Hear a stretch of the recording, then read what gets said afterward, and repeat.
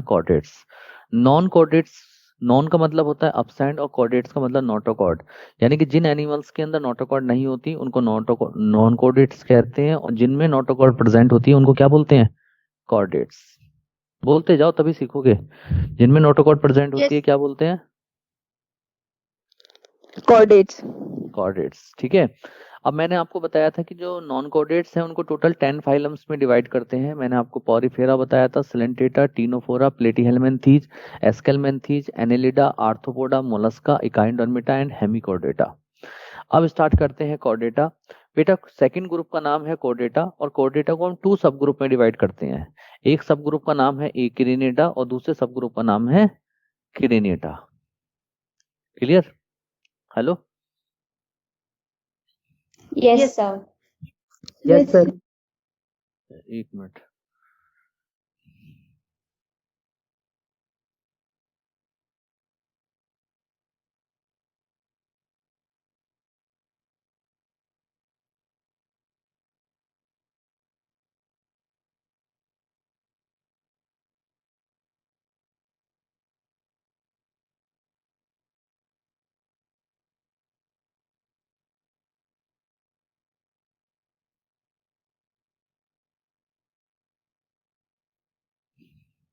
देखिए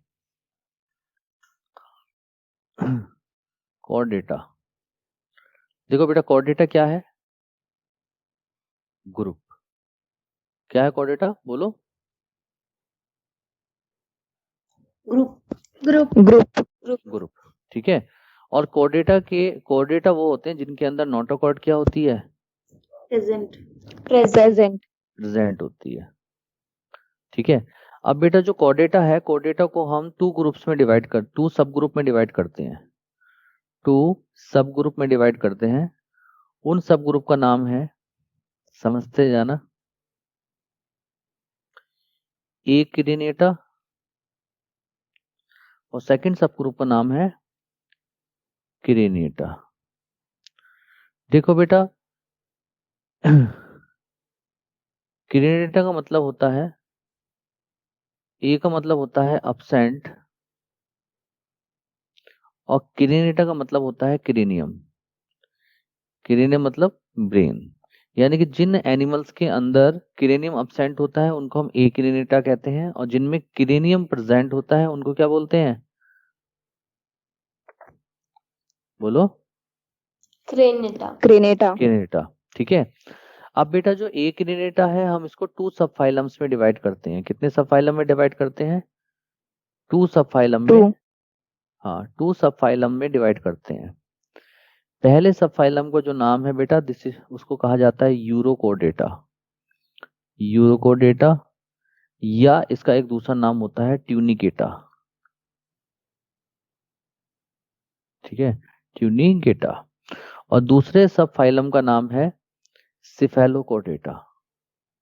सिफेलोकोडेटा, समझ में आ रहा है सबको? ठीक है। यस। हाँ। अब बेटा जो यूरोकोडेटा है, यूरोकोडेटा को हम डिफाइन कैसे करेंगे? देखो बेटा यूरो वर्ड का मतलब होता है, यूरो का मतलब होता है टेल, ठीक है, और कोर्डेटा का मतलब होता है नोटोकॉर्ड। यानी कि इन एनिमल्स में जो नोटोकॉर्ड है कहाँ प्रेजेंट होगी? टेल रीजन में। यानी कि notochord present in tail region only in larval stage.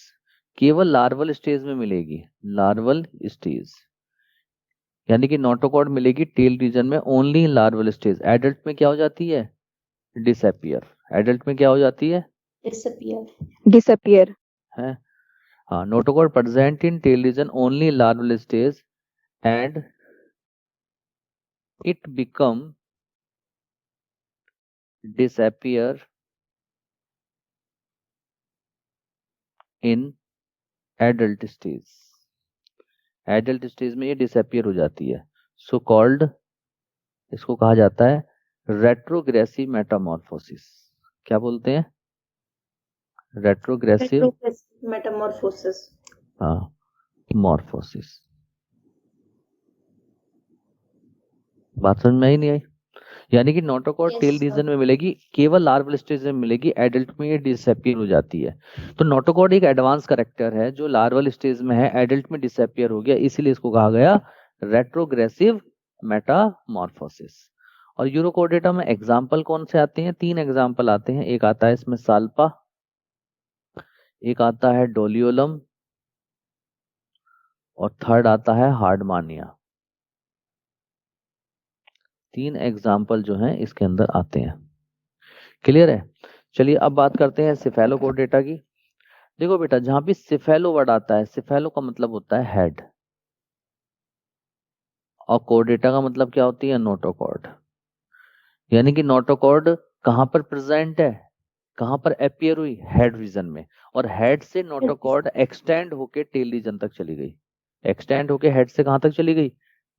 Tail region तक। ठीक है? और लार्वल स्टेज में मिलती है और एडल्ट स्टेज में भी मिलती है।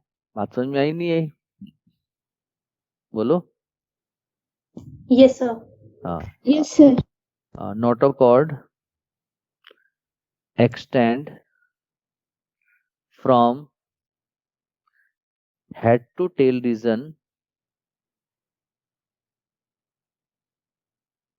head to tail region throughout the life, throughout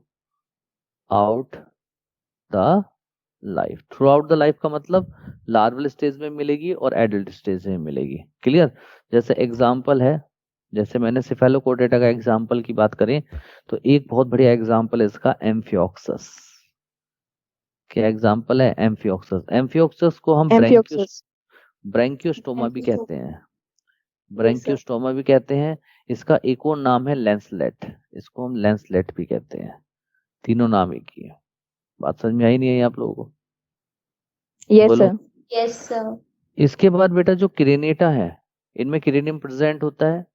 तो बेटा क्रेनेटम में क्या होता है? जो नोटोकॉर्ड होती है एम्ब्रियोनिक स्टेज में प्रेजेंट होती है, और उसके बाद वो वर्टिब्रल कॉलम से क्या हो जाती है? रिप्लेस हो जाती है। यानी कि notochord present in embryonic stage and after that it is replaced by vertebral column। किससे रिप्लेस हो जाएगी ये? Vertebral column. Column, so called. इसीलिए क्रेनेटा को कहा जाता है वर्टिब्रेट्स। इसीलिए क्रेनेटा को क्या कहा जाता है? वर्टिब्रेट्स। यानी कि हमारे अंदर भी नोटोकॉर्ड एम्ब्रियोनिक स्टेज में होती है, और आफ्टर एम्ब्रियोनिक स्टेज ये नोटोकॉर्ड जो हमारे अंदर होती है वो किससे रिप्लेस हो जाती है? वर्टिब्रल कॉलम से। इसीलिए हमको वर्टिब्रेट्स कहते हैं। क्लियर है सब लोगों को? Yes, sir. ठीक है? तो इस बात से एक कॉन्सेप्ट आपके सामने जनरेट होता है। ठीक है? क्या कॉन्सेप्ट आता है? अगर मैं ये कहूं कि ऑल वर्टिब्रेट्स आर कॉर्डेट्स, ये सही है गलत है? Yes, sir. सही है Yes, सर। sir. Yes, है sir. ना? But all chordates are not vertebrates. क्या ये बात Vertebrates. सही है ये बात भी? Yes, sir. Yes, sir. ठीक है ना? Yes, sir. समझ में आ गया ना? तो ये था बेटा कॉन्सेप्ट इसका, नोटोकॉर्ड का। बताइए आपको समझ में आया नहीं आया अच्छे से? Yes, sir. ठीक है? आप इसका एक स्क्रीनशॉट ले लो। ठीक है? एक मिनट में देखता हूँ छोटा होता है क्या ये, और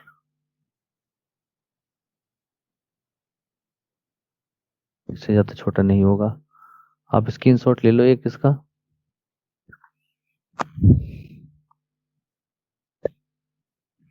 ले लिया? नीचे कर दूं?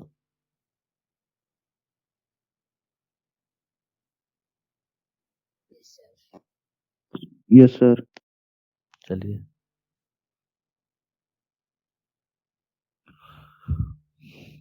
तो आप लोगों को पता लग गया कि क्रेनेटा को हम वर्टिब्रेटा क्यों कहते हैं। सारे पॉइंट्स क्लियर है सबको? Yes, Yes. sir. चलिए Yes, sir. चलिए तो स्टार्ट करते हैं। तो देखो इस तरीके से हमने ए क्रेनिटा के अंदर अपसेंट क्रेनियम यानी कि ब्रेन अपसेंट होता है, टू सब फाइलम में डिवाइड करते हैं, यूरोकोडेटा, सिफेलोकोडेटा। सिफेलोकोडेटा का एग्जांपल साल्पा, डोलियोलम, हार्डमोनिया, और सिफेलोकोडेटा का एग्जांपल है ब्रैंकियोस्टोमा, जिसको लैंसलेट और एम्फियोक्सस भी कहते हैं। क्रेनिटा को बेटा वर्टिब्रेट्स कहते हैं, मैंने आपको बताया था अभी। और वर्टिब्रेट्स को टू डिवीजन में डिवाइड करते हैं एक, ठीक है। अब जो बेटा जो वर्टिब्रेट्स हैं, इन वर्टिब्रेट्स को टू डिवीजन में डिवाइड करते हैं, ए गिनेथा और गिनेथा। किस किस में डिवाइड करते हैं? बोलते जाओ। Agnatha. हाँ, तो बेटा ए का मतलब होता है अपसेंट और गिनेथा का मतलब होता है जॉ, यानी कि इनमें क्या होंगे, जॉ अपसेंट होंगे, यानी कि ये जॉलेस होंगे। और आप लोग जानते हैं अर्थ पे सबसे पहले फिश आई थी, इसीलिए ये क्या है, जॉलेस फिश। ए गिनेथा में किनको रखा गया है, बोलो? Jawless fish. Jawless Jawless fish. ठीक है। अब बेटा ए गिनेथा को हमने टू डिवीजन में और डिवाइड किया, सब डिवीजन में डिवाइड किया, जिसका नाम है, एक तो है ऑस्ट्रेकोडर्माई और एक है साइक्लोस्टोमेटा। ऑस्ट्रेकोडर्माई के अंदर भी जॉलेस फिश है, लेकिन ये जॉलेस फिश अब क्या हो चुकी हैं, एक्सटिंक्ट हो चुकी हैं, अब अर्थ के ऊपर प्रेजेंट नहीं है, ठीक है। जैसे एग्जाम्पल है सिफेलास्पिस। साइक्लोस्टोमेटा ये भी जॉलेस फिश है, लेकिन ये क्या है, लिविंग, ये आज भी मिलती है। इसमें दो एग्जांपल आते हैं, पेट्रोमाइजोन जिसको हम लैम्प्रे कहते हैं, और सेकंड एग्जांपल है मिक्सिन जिसको हम हैगफिश कहते हैं। क्लियर है? बोलो। Yes, sir. Yes. बेटा Yes. बोलते जाओ, रेस्ट नहीं करना है, ठीक है।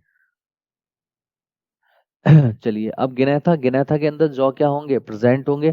अब जो ये गिनेथा डिवीजन है, ये टू सुपर क्लास में डिवाइड हो जाएगा। किस में डिवाइड हो जाएगा, जल्दी बताओ? Two super class. हाँ Two super class. हाँ, पहली सुपर क्लास का नाम है पाइसीज और सेकंड सुपर क्लास का नाम है टेट्रापोडा। बेटा पाइसीज के अंदर फिश आती हैं, और बेटा आप लोग जानते हो फिश के अंदर प्रेजेंट होते हैं फिन्स, और फिन्स किस में हेल्प करते हैं, स्विमिंग में हेल्प करते हैं, पानी में तैरने में हेल्प करते हैं। तो पाइसीज में फिन्स मिलते हैं। और टेट्रापोडा जो होते हैं बेटा, टेट्रा का मतलब होता है फोर और पोडा का मतलब लिम्स। जिन एनिमल्स के पास चार हाथ पैर होते हैं उनको हमने टेट्रापोडा में रखा, ठीक है। तो इस तरीके से टू सुपर क्लास हो गई, पाइसीज और टेट्रापोडा। तो सबसे पहले हम पाइसीज सुपर क्लास पढ़ेंगे और उसके बाद टेट्रापोडा की सुपर क्लास पढ़ेंगे। क्लियर है? Yes, sir. देखिए सबसे पहले पाइसीज आई, पाइसीज सुपर क्लास है। कई लोगों को बड़ा कंफ्यूजन हो जाता है कि भाई पाइसीज तो क्लास है, नो, पाइसीज सुपर क्लास है, इस बात को याद रखना। पाइसीज सुपर क्लास है और पाइसीज थ्री क्लासेस में डिवाइड हो जाता है। पहली क्लास का नाम है प्लेकोडर्माई, सेकंड क्लास का नाम है कॉन्ड्रिकाइथियस और थर्ड क्लास का नाम है ऑस्टियोकाइथियस। बेटा जो प्लेकोडर्माई के अंदर जो फिश थी, जैसे एग्जाम्पल है क्लाइमेटियस, वो अब एक्सटिंक्ट हो चुकी है, अब अर्थ के ऊपर प्रेजेंट नहीं है। जबकि जो कॉन्ड्रिकाइथियस फिश होती हैं, इनका जो एंडोस्केलेटन है बेटा वो कार्टिलेज का बना होता है, इसीलिए कॉन्ड्रिकाइथियस को कार्टिलेजिनियस फिश भी कहते हैं और इलास्मो ब्रांच फिश भी कहते हैं। और जो कॉन्ड्रिकाइथियस फिश है केवल और केवल मैरीन वाटर में मिलते हैं। किस में मिलते हैं, मैरीन वाटर में। अब आप कहोगे सर ये मैरीन वाटर क्या होता है? बेटा मैरीन वाटर वो होता है जिसके अंदर साल्ट की कंसंट्रेशन ज्यादा होती है, जैसे सी वाटर, तो सी वाटर को मैरीन वाटर बोलते हैं। तो जो कार्टिलेजिनियस फिश है केवल और केवल सी वाटर में मिलती हैं, ये कभी भी फ्रेश वाटर में नहीं मिलती, ठीक है। जैसे एग्जाम्पल है स्कोलिडॉन जिसको डॉग फिश कहते हैं, प्रिस्टिस जिसको सॉ फिश बोलते हैं, टॉर्पीडो जिसको इलेक्ट्रिक रे फिश बोलते हैं, ट्राइगोन जिसको स्टिंग रे फिश बोलते हैं, काइमीरा जिसको घोस्ट फिश बोलते हैं, कारकैरोडॉन जिसको ग्रेट व्हाइट शार्क बोलते हैं, ग्रेट व्हाइट शार्क, ठीक है। तो ये सारी की सारी जो फिश थी ये कॉन्ड्रिकाइथियस थी, यानी कि कार्टिलेजिनियस फिश थी। बेटा जो ऑस्टियोकाइथियस फिश होती हैं, इनका एंडोस्केलेटन बोन्स का बना होता है, इसीलिए इनको बोनी फिश भी कहते हैं और बॉम्बे डक भी कहते हैं। और मैंने आपको भी बताया था कि कार्टिलेजिनियस जो फिश होती हैं केवल और केवल मैरीन वाटर में मिलती हैं, लेकिन मैंने आपको ऑस्टियोकाइथियस बेटा मैरीन वाटर में भी मिलती हैं और फ्रेश वाटर में भी मिलती हैं, यानी कि मैरीन वाटर में भी मिलेंगी, फ्रेश वाटर में मिलेंगी, और इन्हीं को हम एक्वेरियम में भी यूज करते हैं। किस में यूज करते हैं? Aquarium. एक्वेरियम में यूज करते हैं, ठीक है। तो बेटा इस तरीके से जो ऑस्टियोकाइथियस फिश हैं, जो ऑस्टियोकाइथियस फिश है यानी कि बोनी फिश, इनको 3 कैटेगरीज में डिवाइड कर दिया, जो मैरीन वाटर में, फ्रेश वाटर में और एक्वेरियम में। बेटा मैरीन वाटर यानी कि सी वाटर में कौन कौन सी फिश, बोनी फिश मिलती हैं, जैसे एक्सोगॉइटस जिसको हम फ्लाइंग फिश बोलते हैं, हिप्पोकैम्पस जिसको सी हॉर्स कहते हैं, लेटिमेरिया जिसको सीलोकैंथ कहते हैं। फ्रेश वाटर की बात करें तो फ्रेश वाटर में कौन सी मिलती है बेटा, फ्रेश वाटर बोनी फिशों को खाया जाता है, यानी कि एडिबल होती हैं, ठीक है, जैसे लेबिया रोहिटा जिसको हम रोहू फिश कहते हैं, कैटला, बेटा बुकों के अंदर KATLA भी लिखा हुआ है, कैटला, वो भी एक ही बात है, कैटला, कैटला को भाकुर फिश बोलते हैं, क्लैरियस मेगुर fish, Anguilla fresh water eel, Gambusia, ये सारी fish fresh water bony fish हैं। और एक्वेरियम के अंदर जो हम बोनी फिश यूज करते हैं उसका नाम है बीटा। बीटा बेटा मोस्ट एग्रेसिव फिश होती है, जो कि इसलिए इसको फाइटिंग फिश भी कहते हैं, और ये काफी लड़ाई करती है। आप लोगों ने देखा होगा एक्वेरियम में एक छोटी छोटी फिश रखी जाती हैं जो आपस में खूब लड़ती हैं, जिसकी वजह से वो मरती रहती हैं। जिन्होंने कभी एक्वेरियम रखा होगा उनको पता होगा। Yes sir. ठीक है। और सेकंड होती है पेटेरोफाइलम, जिसको हम बोलते हैं, ये देखने में बड़ी सुंदर होती है, इसको बोलते हैं एंजल फिश। तो ये सारे एग्जाम्पल थे आपके बोनी फिश के। क्लियर हुआ? Yes sir. ठीक है। सेकंड सुपर क्लास का नाम है बेटा टेट्रापोडा। बेटा टेट्रापोडा सुपर क्लास है और ये 4 क्लासेस में डिवाइड हो जाता है। फर्स्ट क्लास का नाम है एम्फीबिया, सेकंड क्लास का नाम है रेप्टिलिया, थर्ड क्लास का नाम है एव्स और फोर्थ क्लास का नाम है मैमेलिया। ठीक है। तो बेटा कौन कौन सी क्लासेस है, जरा नाम बताएं। Amphibia, amphibia, reptilia, Aves, Mammalia. Yes, Aves Mammalia. तो बेटा सबसे पहले हम एम्फीबिया पढ़ेंगे, उसके बाद रेप्टिलिया पढ़ेंगे, उसके बाद एव्स पढ़ेंगे, उसके बाद मैमेलिया पढ़ेंगे। तो हम यहाँ पर क्लासिफिकेशन विद एग्जाम्पल लेकर चल रहे हैं। तो बेटा देखिए एम्फीबिया की अगर हम बात करें तो बेटा एम्फी का मतलब AMPHI, एम्फी का मतलब होता है डुअल, और BIA, बिया का मतलब होता है हैबिटाट, यानी कि डुअल हैबिटाट, यानी कि जो एनिमल्स पानी में भी रहते हैं और लैंड पे भी रहते हैं, यानी कि दोनों जगह पे रहते हैं, ऐसे एनिमल्स को हमने किस में रखा गया, एम्फीबिया क्लास में रखा गया। एम्फीबिया। ठीक है। और एम्फीबिया के अंदर 3 ऑर्डर्स होते हैं। पहले ऑर्डर का नाम है एपोडा, जिसके अंदर लिम्बलेस एम्फीबियंस को रखा गया, जिनके पास हाथ पैर नहीं थे। यूरोडेला, जिनमें टेल्ड एम्फीबियन को रखा गया। एन्यूरा, जिसमें टेललेस एम्फीबियन को रखा गया, जिनके पास पूंछ नहीं थी। ठीक है। तो एपोडा में जो एग्जाम्पल रखा गया है उसका नाम है इक्थियोफिस, ECTHYOPHIS, इक्थियोफिस। इक्थियोफिस के पास बेटा आईज नहीं होती, इसीलिए इसको ब्लाइंड वॉर्म भी कहते हैं। यूरोडेला, यूरोडेला में टेल्ड एम्फीबियंस को रखा गया, जैसे एग्जांपल है सेलामेंडर, जिसका जूलॉजिकल नेम है सेलामेंड्रा। नेक्टूरियस रखा गया, जिसको मड पपी के नाम से जानते हैं। ठीक है। एन्यूरा जो ऑर्डर है बेटा, इसमें हमने 4 एग्जांपल रखे, जैसे फ्रॉग, फ्रॉग को राना टिग्रीना कहते हैं, इसका जूलॉजिकल नेम है। टोड, टोड को बुफो कहते हैं। हाइला, हाइला ट्री फ्रॉग के नाम से जानते हैं। रोकोफोरस को हम फ्लाइंग फ्रॉग के नाम से जानते हैं, फ्लाइंग फ्रॉग के नाम से जानते हैं। ठीक है। और एक और एग्जाम्पल आता है पीपा। तो ये सारे एग्जाम्पल जो है बेटा ये सब थे एम्फीबिया के। क्लियर है सब लोगों को? Yes sir. ठीक है। चलिए Yes, अगली sir. क्लास का नाम क्या है बेटा, रेप्टिलिया। रेप्टिलिया। रेप्टिलिया। बेटा एक बात हमेशा याद रखो, एग्जाम्पल मैंने सारे लिखाए हैं, लेकिन मैं बार बार एक ही बात रिपीट कर रहा हूँ कि सबसे पहला जो आपको एग्जाम्पल ज्यादा याद रखने हैं वो है एनसीईआरटी के एग्जाम्पल। तो आपको एनसीईआरटी के एग्जाम्पल पर टिक लगा लेना है। पहले राउंड में आप सिर्फ एनसीईआरटी का याद करोगे, जब आपको अच्छे से एनसीईआरटी वाले याद हो जाएंगे, सेकेंड राउंड फिर आप जो है बाकी सारे एग्जाम्पल को एक बार रीड कर लोगे। क्लियर है? Yes sir.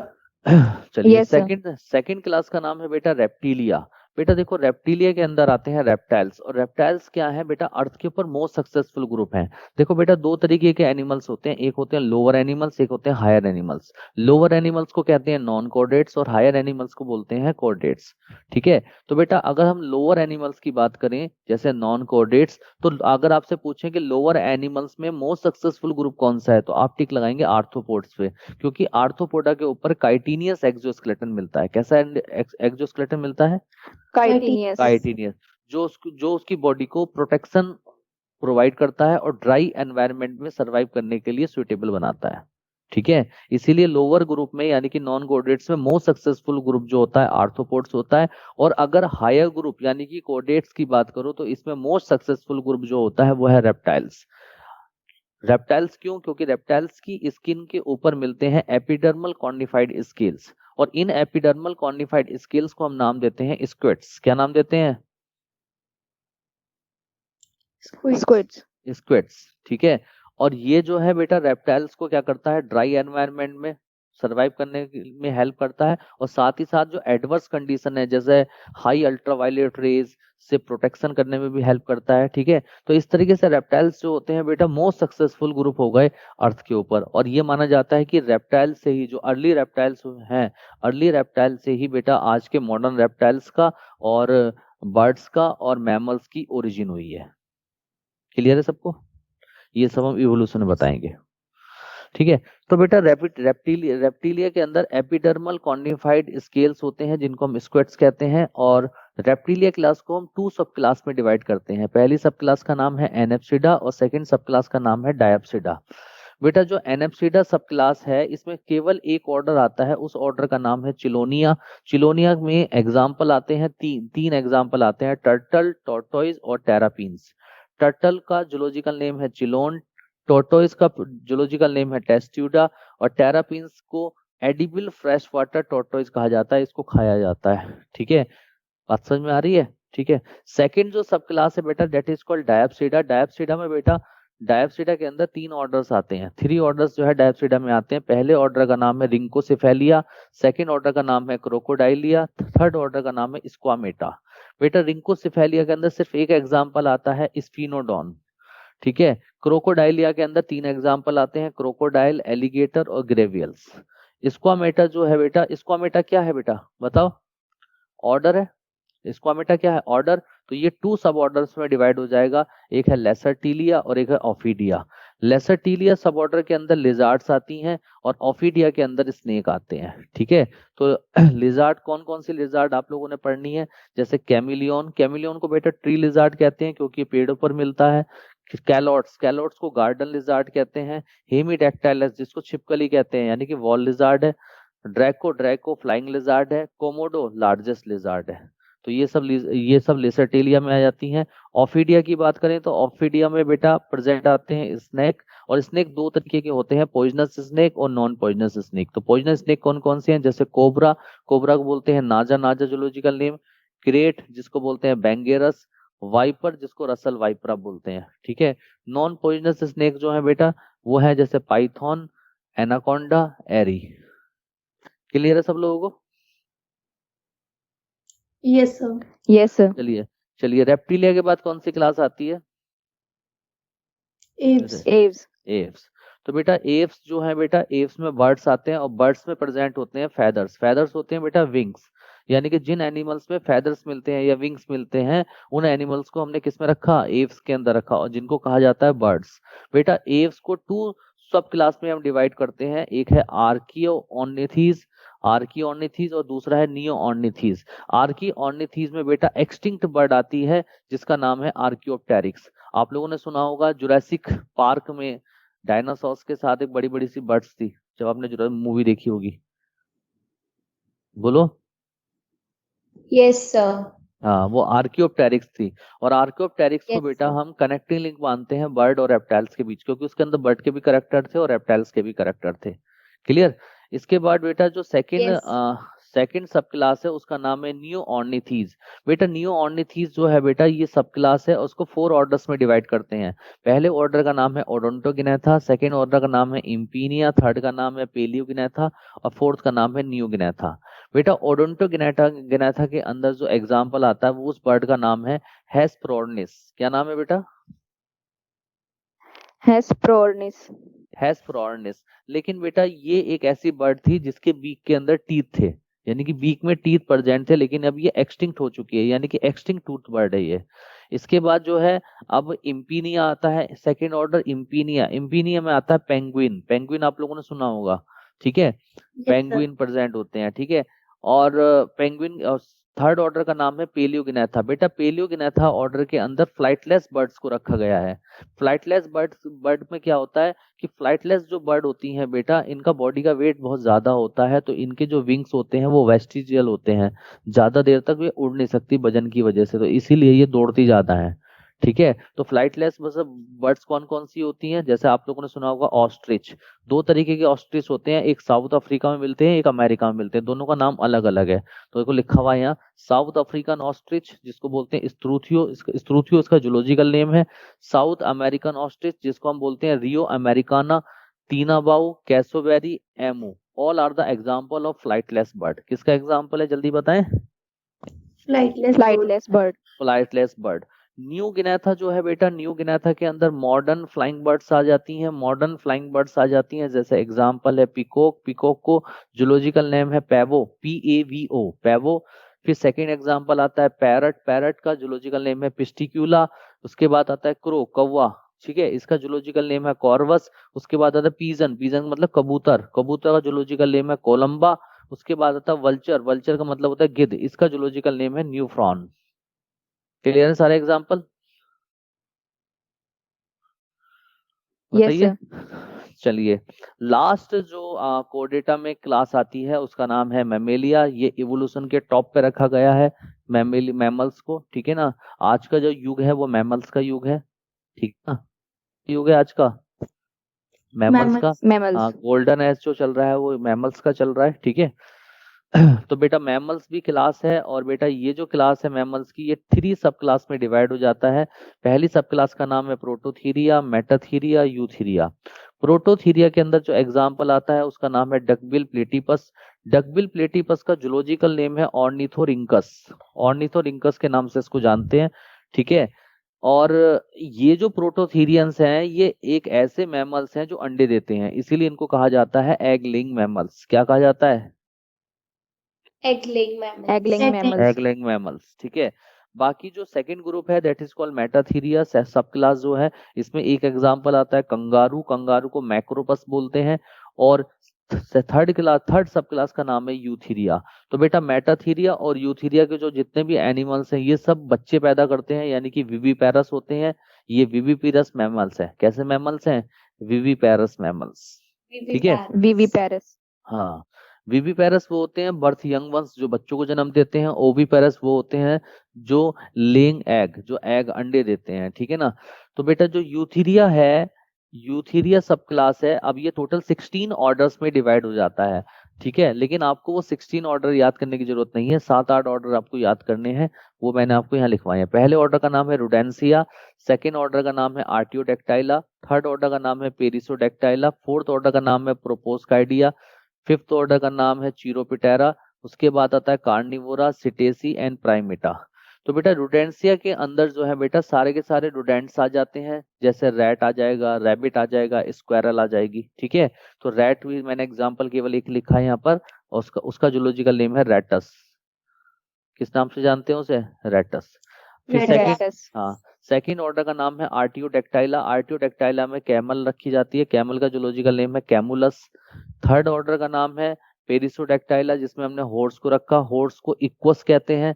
उसके बाद प्रोबोस्काइडिया, प्रोबोस्काइडिया में एलिफेंट को रखा गया जिसका जूलॉजिकल नेम है एलिफस मैक्सिमस, एलिफस मैक्सिमस बोलते हैं। इसके बाद चीरोपिटेरा, चीरोपिटेरा में फ्लाइंग फॉक्स को रखा गया जिसका एग्जाम्पल है पिटेरोपस। उसके बाद कार्निवोरा ऑर्डर है, कार्निवोरा के अंदर कार्निवोरस एनिमल्स को रखा गया जो कि फ्लैश ईटर होते हैं, जो मांस मछली खाते हैं, ठीक है, उनको रखा गया। जैसे एग्जाम्पल है tiger, lion, cat, dog. Tiger का बेटा जूलॉजिकल नेम है पैंथरा टिग्रिस, लायन का जूलॉजिकल नेम है पैंथरा लियो, कैट को बोलते हैं फेलिस और डॉग को बोलते हैं कैनिस। इसके बाद जो अगला ऑर्डर आता है उसका नाम है सिटेसी, सिटेसी में बेटा ब्लू व्हेल को रखा गया, ब्लू व्हेल को बोलते हैं बेलेनोपिटेरा, इसका जूलॉजिकल नेम है। और डॉल्फिन, डॉल्फिन का जूलॉजिकल नेम है डॉल्फिनस, ठीक है। तो इस बात से कभी कंफ्यूज मत होना कि ब्लू व्हेल और डॉल्फिन क्या है? फिश है। नो, फिश नहीं है, ये लोग दोनों क्या है? मैमल्स है। क्या है बेटा? ये दोनों मैमल्स है। इसके बाद जो लास्ट ऑर्डर आता है प्राइमेटा, ठीक है, उसमें रखा गया है मैन को, एप को और मंकी को, ठीक है। तो इस तरीके से कोडेटा का जो क्लासिफिकेशन है वो कंप्लीट होता है। बताइए समझ में आया सारा? बिल्कुल सीक्वेंस वाइज सारी चीजें। Yes, sir. ठीक है। Yes, sir. देखो बेटा, मैं आप लोगों को पहले ही बता देता हूँ, आपको थोड़ा सा एग्जाम्पल और क्लासिफिकेशन देख के कहीं ना कहीं डर भी लग रहा होगा, लेकिन जे देखो हमारे पास दो रास्ते थे, या तो हम टुकड़ों में चीजों को पढ़ते तो हमें घबराहट ना होती, लेकिन हमने सारे एग्जाम्पल को एक साथ लिख दिया, इसलिए घबराहट हो रही है। लेकिन हमें ये सारे एग्जाम्पल याद नहीं करने, हमें ज्यादातर एग्जाम्पल कौन से याद रखने हैं? एनसीईआरटी के। NCR. NCERT. क्लियर? तो बिल्कुल घबराने की जरूरत नहीं है, और जरूरी नहीं है कि एक ही दिन में याद करने हैं, 10 दिन तक डिवाइड कर दो कि आज मैं 2 चैप्टर का याद करूंगी, आज 2 चैप्टर का, ऐसे करके आप 10 दिन में वो सब कुछ याद हो जाएगा। और याद तो करना ही है बेटा, चाहे रो के कर लो चाहे हंस के कर लो, चीजें याद तो करनी है, इसलिए हंस के क्यों ना करो। ठीक है, Yes, sir. चलिए। तो अब बेटा, अब स्टार्ट करते हैं कॉन्सेप्ट ऑफ फाइलम, यानी कि पूरे का पूरे फाइलम। अब मैं जो आपको ट्रिक्स बताऊंगा उससे सारे क्वेश्चन आपके सॉल्व हो जाएंगे। ठीक है, इस चैप्टर को मैंने नाम दिया general characters of animals in animal kingdom. Animal kingdom के अंदर एनिमल्स में कौन कौन से जनरल कैरेक्टर्स होते हैं, उन सभी का डिस्कशन हम इस चैप्टर के अंदर करेंगे। ठीक है, बात समझ में आ रही है? इससे पहले आपको एक छोटा सा काम मुझे करके दिखाना है सब बच्चों को। ठीक है, वो काम क्या है मैं आपको बता देता हूँ। आपको सीक्वेंस याद करनी है। देखो, सबसे पहले क्या आया थे? पॉरीफेरा। पॉरीफेरा के बाद क्या थे? जल्दी बोलते जाओ। Nidaria. सिलेंट्रेटा, जिसको क्या बोलते थे? Nidaria. निडेरिया। उसके बाद Nidaria. Ctenophora. सही है। उसके बाद Platyhelminthes. फिर एसलमेंट है। Escalmentis. फिर Escalminthes. उसके बाद Annelida. Annelida. Annelida. Arthropoda. Arthropoda. Arthropoda. उसके बाद Mollusk. Mollusca. मोलस्का। उसके बाद Echinoderma. टमाटा। Hemichordata. Hemichordata. कॉर्डेटा। उसके बाद कॉर्डेटा। Chordata. कॉर्डेटा लिख के डायरेक्ट लिख रहा हूँ मैं, पाइसीज। उसके बाद एम्फीबियन। Amphibian. उसके बाद reptile. Reptiles. Sorry. Aves. Mammals. Mammal.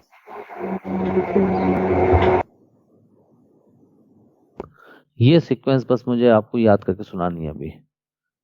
कौन बच्चा सुना सकता है ऐसे सीक्वेंस को? बस ये sequence. Porifera, Coelenterata, Ctenophora, Platyhelminthes, Aschelminthes, Annelida, Arthropoda, Mollusca, Echinodermata, Hemichordata, Pisces, amphibian, reptiles, Aves, mammals. ये सीक्वेंस याद करके आप सुना सकता है कोई बच्चा? Yes, sir. चलो यस सर। चलो, कौन बच्चा सुना रहा है? चलिए आ जाइए, स्टार्ट हो जाइए। Yes. Porifera, Coelenterata, Ctenophora, Platyhelminthes, Escalmentis, Annelida, Annelidum, Arthropoda, Echinodermata. Mollusca. Mollusca तो हो गया सर। अच्छा, मोलस्का। फिर मोलस्का के बाद इकाइनोडर्मेटा, फिर हेमिकॉर्डेटा, फिर कॉर्डेटा में Pisces, amphibian, reptiles, Aves, mammal. Mammals. Very good. ठीक है, अगर आपको ये सीक्वेंस याद है तो आप देखो क्वेश्चंस में आपको दिमाग लगाने की जरूरत नहीं होगी। देखिए कैसे। चलिए अब स्टार्ट करते हैं कॉन्सेप्ट। देखिए, छोटे छोटे पॉइंट्स पे बात करते हैं बेटा। अर्थ के ऊपर अगर हम एनिमल्स को देखते हैं बेटा, तो कोई भी ऐसा एनिमल नहीं है जो यूनिसेलुलर है। सभी एनिमल्स कैसे हैं? Multi cellular. कैसे हैं? Multi cellular. और सभी के पास यूकैरियोटिक सेल है। ऐसा कोई भी एनिमल नहीं है जिसके पास प्रोकैरियोटिक सेल हो, क्योंकि प्रोकैरियोटिक सेल्स बैक्टीरिया और साइनोबैक्टीरिया यानी कि ब्लू ग्रीन एल्गी में मिलती है। ठीक है ना? बात समझ में आ रही है नहीं आ रही है आप लोगों को? तो इसलिए जितने भी एनिमल्स है सभी के सेल यूकैरियोटिक है, और सभी के अंदर होलोजोइक मोड ऑफ न्यूट्रिशन होता है। होलोजोइक मोड ऑफ न्यूट्रिशन का मतलब गट के अंदर यानी कि एलिमेंट्री कैनाल के अंदर डाइजेशन होता है। बात को समझ रहे हैं आप लोग? समझ रहे हैं? ठीक है, बोलो। इसीलिए सभी एनिमल्स को कहा जाता है मेटाजोआ। क्या कहा जाता है? Metazoa. मेटाजोआ। तो देखो लिखा है all animals are multicellular, यानी कि एक से ज्यादा सेल से बने हुए हैं। Eukaryotic with holozoic mode of nutrition is called Metazoa. इसीलिए सभी एनिमल्स को एक साथ एक ग्रुप दे दिया, एक नाम दे दिया गया मेटाजोआ। अब मेटाजोआ बेटा दो तरीके के दो पार्ट्स में डिवाइड हो गए, पैराजोआ और यूमेटाजोआ। देखो बेटा आप लोग जानते हैं हमारी बॉडी की सबसे स्मॉलेस्ट यूनिट सेल है, और सेल आपस में जुड़कर बनाती है टिश्यू, और टिश्यू आपस में जुड़ के बनाते हैं ऑर्गन। यही तो चलती है कहानी। अरे बोलिए। Yes sir. ठीक है। Yes, sir. अब बेटा जो सेल हैं, सेल टिश्यू तब बनाएंगे जब वो टाइटली पैक होंगी। टाइटली पैक होंगी तो टिश्यू बनाएंगे, फिर टिश्यू टाइटली पैक होंगे तो ऑर्गन बनेंगे। ठीक है। लेकिन मेटाजोआ में को दो ग्रुप में डिवाइड किया गया, पैराजोआ, यूमेटाजोआ। तो पैराजोआ में क्या होती है, cells are loosely arranged. Cells loosely arranged होती हैं, so do not form tissue और ऑर्गन। सेल्स लूजली पैक्ड होती हैं, क्योंकि लूजली पैक्ड होती हैं तो ना तो वो टिश्यू बनाती हैं ना ही ऑर्गन बनाती हैं। तो ऐसे एनिमल्स को हमने रखा पैराजोआ में, जैसा एग्जाम्पल है पॉरीफेरा। ठीक है। यूमेटाजोआ में क्या है, cells are tightly packed so form tissue और ऑर्गन्स। यूमेटाजोआ में जो सेल्स होती हैं वो टाइटली पैक होती हैं, तो वो टिश्यू भी बनाती हैं और ऑर्गन भी बनाती हैं, इसीलिए उनको यूमेटाजोआ कहा। तो पॉरीफेरा के बाद कौन सा ग्रुप आता है, सिलेंटेटा। तो सिलेंटेटा से लेकर मैमेलिया तक के जितने भी मेंबर्स हैं, बीच में जितने भी फाइलम्स आएंगे, सभी यूमेटाजोआ कैटेगरी में आएंगे। नई बात समझ में आई? बोलिए। Yes yes sir. सर आगे। Yes, sir. यस ठीक है। चलिए अगला कॉन्सेप्ट है बेटा जर्म लेयर। बेटा देखो 3 जर्म लेयर होती हैं हमारी बॉडी के अंदर, एक्टोडर्म, एंडोडर्म और मीजोडर्म। अगर हम बिल्कुल सीक्वेंस वाइज पढ़े तो एक्टोडर्म, मीजोडर्म, एंडोडर्म। ठीक है। तो बेटा जिन एनिमल्स के अंदर तीनों जर्म लेयर्स प्रेजेंट होती हैं उन एनिमल्स को बोलते हैं ट्रिप्लोब्लास्टिक एनिमल, और जिन एनिमल्स में केवल 2 जर्म लेयर होती हैं उनको बोलते हैं डिप्लोब्लास्टिक एनिमल। तो इसका मतलब डिप्लोब्लास्टिक एनिमल जो है जिनमें 2 जर्म लेयर होंगी, तो कौन सी जर्म लेयर एब्सेंट होगी, मीजोडर्म। एक्टोडर्म और एंडोडर्म तो मिलेगी, लेकिन मीजोडर्म क्या रहेगी, एब्सेंट रहेगी। तो मैं अभी सिंपल से वर्ड में ये कहना चाहता हूं कि जिनमें 2 जर्म लेयर मिलेंगी उन्हें बोलेंगे डिप्लोब्लास्टिक एनिमल, और एनिमल्स पे उन्हें बोलते हैं ट्रिप्लोब्लास्टिक एनिमल। तो डिप्लोब्लास्टिक एनिमल कौन से हैं, एग्जाम्पल में है पॉरीफेरा टू टीनोफोरा। पॉरीफेरा से लेकर टीनोफोरा तक के जो मेंबर होते हैं सारे के सारे डिप्लोब्लास्टिक होते हैं। और टीनोफोरा के बाद आता है प्लेटीहेल्मिन्थीज। प्लेटीहेल्मिन्थीज से लेकर मैमल्स तक के सारे जो ग्रुप होते हैं वो होते हैं ट्रिप्लोब्लास्टिक एनिमल। क्या होते हैं, Triploblastic. Triploblastic triploblastic. एनिमल्स। तो देखो मैंने यहाँ पे सीधा फाइलम का नाम लिखा है, अगर आपको एग्जाम्पल याद है आप अपने आप बता दोगे। जैसे मैंने कहा मैं आपसे एक छोटा सा क्वेश्चन पूछ रहा हूँ, देखो आप बता पाते हो नहीं बता पाते हो। चलिए ये बताइए, प्लीरोब्रैकिया। प्लीरोब्रैकिया ट्रिप्लोब्लास्टिक एनिमल है, डिप्लोब्लास्टिक एनिमल है? अब आप कैसे सोचोगे, अब आप कहोगे सर डिप्लोब्लास्टिक। हाँ, अब आप सोचोगे प्लीरोब्रैकिया जो है टीनोफोरा में आता है, तो डिप्लोब्लास्टिक टीनोफोरा। होगी। ठीक है। मैंने आपसे कहा चलिए Yes, अच्छा ये बताइए गॉर्गोनिया। गॉर्गोनिया डिप्लोब्लास्टिक है, ट्रिप्लोब्लास्टिक है? ट्रिप्लो। गलत आंसर। गॉर्गोनिया जो है बेटा डिप्लोब्लास्टिक।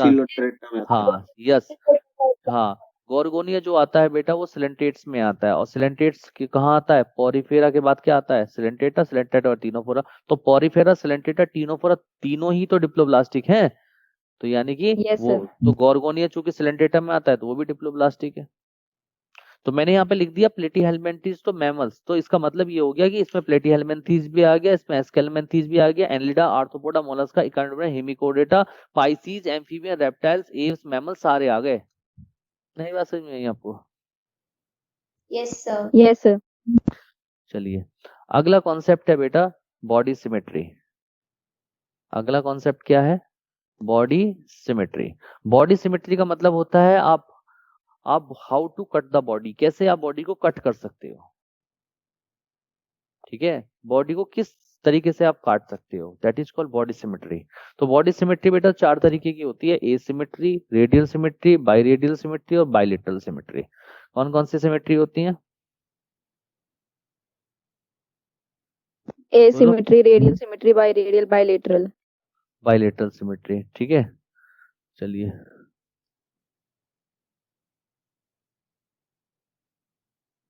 अब मैं आपको सिमेट्री बता देता हूं।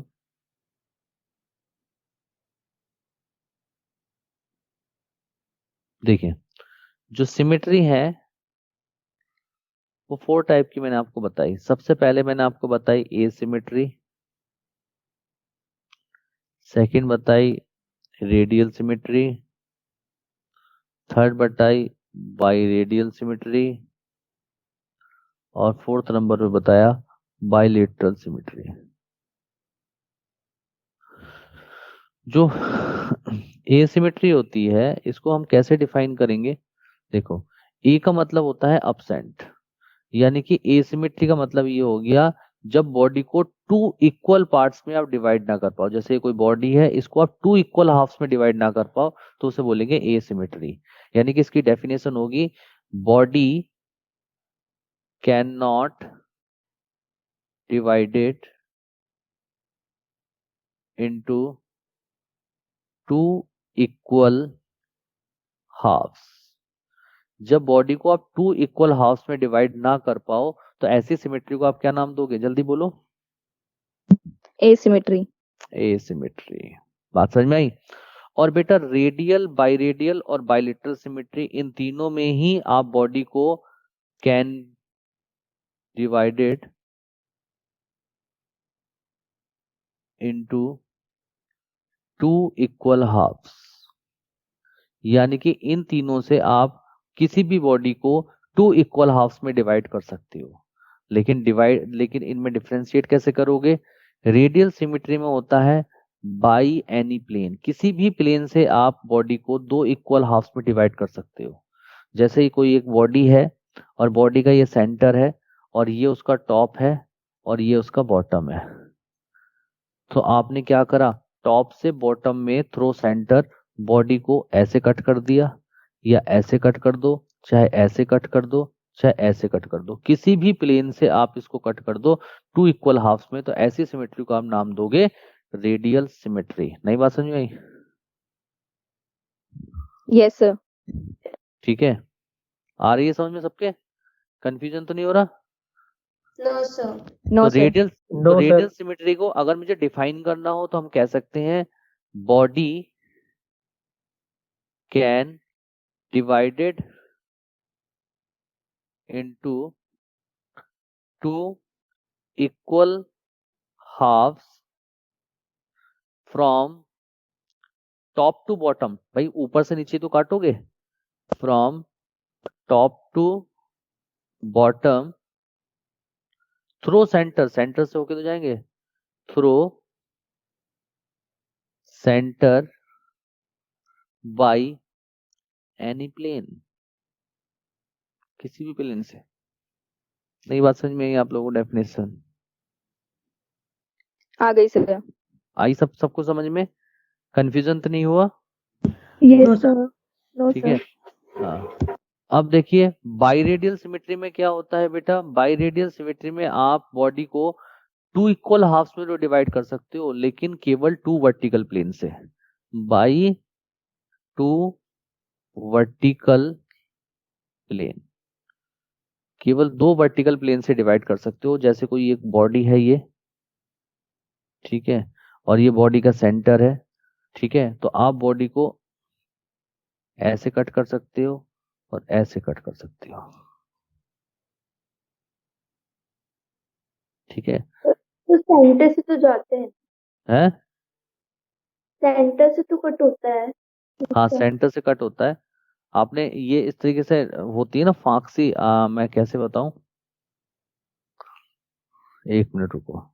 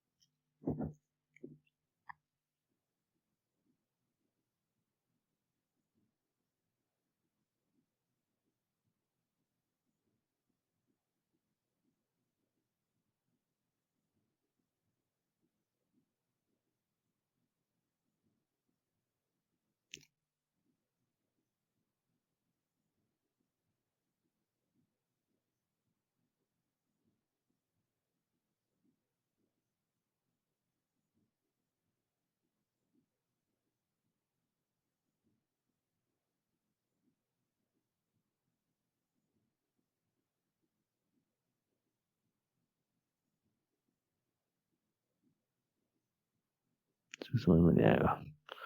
हाँ, सेंटर से मतलब तुम इस तरीके से मान के चलो,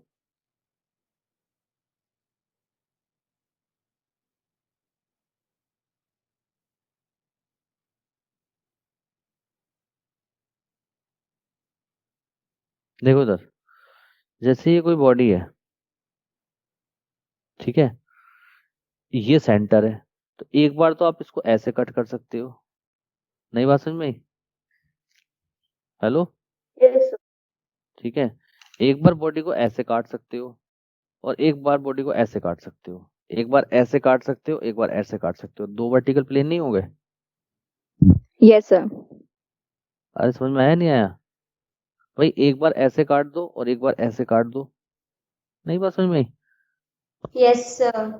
तो जब टू Okay. वर्टिकल प्लेन में, हाँ, किसी बॉडी को टू वर्टिकल प्लेन में आप टू इक्वल हाफ्स में डिवाइड कर दो, तो ऐसी सिमेट्री को हम बोलते हैं बाई रेडियल सिमेट्री। तो बाई रेडियल सिमेट्री की डेफिनेशन बिल्कुल सेम होगी, सिर्फ फर्क आ जाएगा, बाई एनी प्लेन की जगह पर क्या हो जाएगा, by Vertical. Two vertical plane. नहीं बात समझ में आई आप लोगों को? Yes, sir. और बाइलेटरल सिमेट्री में क्या होता है, केवल एक ही प्लेन से बॉडी को आप टू इक्वल हाफ्स में डिवाइड कर सकते हो, यानी कि बाई सिंगल प्लेन ओनली। केवल एक ही प्लेन से बॉडी को डिवाइड कर सकते हो, चाहे आप वो उसको हॉरिजॉन्टली डिवाइड कर दो, चाहे आप उसको वेंटली डिवाइड कर दो, लेकिन एक ही प्लेन से आप डिवाइड कर सकते हो। नई बात समझ में आई? यस सर, आ गया ना? तो चलिए आ जाइए अंदर। इसमें देखिए, एसिमेट्री की डेफिनेशन लिखिए, body can not divided into two equal halves. जब बॉडी को दो इक्वल हाफ्स में डिवाइड ना कर पाओ, एसिमेट्री। रेडियल सिमेट्री में क्या होता है, आप किसी भी प्लेन से बॉडी को टू इक्वल हाफ्स में डिवाइड कर दो, from top to bottom through centre. तो देखो लिखा है, body of animal can be divided into two equal halves through centre from top to bottom by any plane, किसी भी प्लेन से। बाइरेडियल सिमेट्री में क्या होता है, टू वर्टिकल प्लेन से। देखिए लिखा है, body of animal can be divided into two equal halves through centre from top to bottom by two vertical plane. दो वर्टिकल प्लेन से डिवाइड कर दो तो बाइरेडियल सिमेट्री, और एक सिंगल प्लेन से डिवाइड करो तो बोलेंगे बाइलेटरल सिमेट्री। क्या बोलेंगे? Bilateral symmetry. Bilateral symmetry. Clear है सब लोगों को पॉइंट? डेफिनेशन क्लियर हो गई? Yes, sir. अब देखिए, अब आता है एग्जाम्पल। एग्जाम्पल बिल्कुल हम सीक्वेंस वाइज ही पढ़ रहे हैं। देखिए, एसिमेट्री किसमें मिलती है, most of the Poriferan members, यानी मोस्ट ऑफ द पोरिफेरक मेंबर्स के अंदर एसिमेट्री होती है, और सम पोरिफेरियन मेंबर्स के अंदर रेडियल सिमेट्री होती है। ठीक है, अच्छा, पोरिफेरा के बाद क्या आता है, सिलेंटेटा। जितने भी सिलेंटेट्स हैं सभी के अंदर रेडियल सिमेट्री मिलती है, except sea anemone and Adamsia. Sea anemone जिसका जूलॉजिकल नेम है एडम्सिया, केवल इसके अंदर रेडियल सिमेट्री नहीं मिलती, और बाकी सभी के अंदर रेडियल सिमेट्री प्रेजेंट होती है। बात समझ में आई? तो क्वेश्चन उठता है कि ये सी एनिमोन के अंदर कौन सी सिमेट्री मिलेगी, तो देखो इसको रख दिया गया बाई रेडियल सिमेट्री में, यानी कि सी एनिमोन में कौन सी सिमेट्री मिलेगी, जल्दी बोलो। Biradial. बाई रेडियल सिमेट्री मिलेगी, ठीक है। और टीनोफोरा में भी कौन सी सिमेट्री मिलेगी, Biradial. By radial symmetry. अब मेरे क्वेश्चंस को समझो, क्योंकि बेटा एनिमल किंगडम चूंकि एक्सेप्शन से भरा हुआ है, तो इसलिए हमें थोड़ी प्रैक्टिस भी करके चलनी है चीजों की, किस तरीके से क्वेश्चन को हमें करना है। अगर आपसे एक क्वेश्चन पूछा जाए तब आप आंसर देना। मैंने पहला क्वेश्चन पूछा, Poriferans members have which type of symmetry. Option में आपको मैंने दिया ए सिमेट्री, सेकंड ऑप्शन दिया रेडियल सिमेट्री, और थर्ड ऑप्शन दिया बोथ। तो किस पर टिक लगाओगे? एसिमेट्री। Both.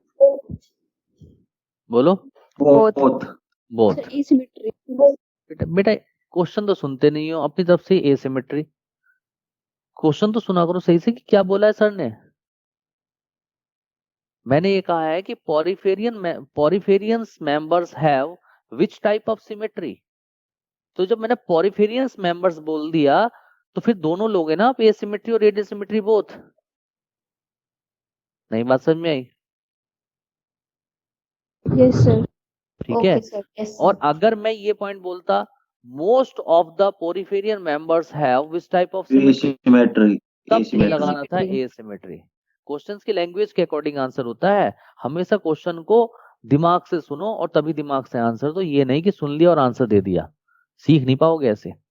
अच्छा, सेकंड क्वेश्चन सुनिए। सेकंड क्वेश्चन क्या गलत होगा हमारा, देखो टीनोफोरा को बेटा एनसीईआरटी में रेडियल सिमेट्री बताई गई है, ये कहा गया है कि टीनोफोरा को रेडियल सिमेट्री होती है, लेकिन नीट में ये क्वेश्चन 2 बार आ चुका है और उन्होंने बाइरेडियल सिमेट्री इसका आंसर दिया है।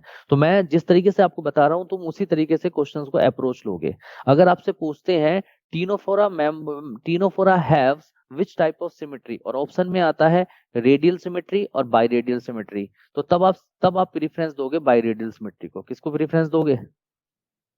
बाइरेडियल सिमेट्री। Biradial symmetry. लेकिन इन केस वहां पे बाइरेडियल लिखा नहीं आता, तब आप रेडियल सिमेट्री पे टिक लगाओगे। नहीं बात समझ में आई?